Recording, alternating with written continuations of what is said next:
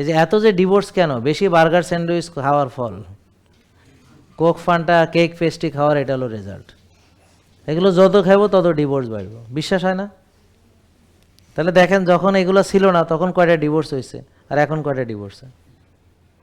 এই যে এত ডিভোর্স হলো রাত জাগার ফল, ব্যায়াম না করার ফল, অনিয়ম করার ফল।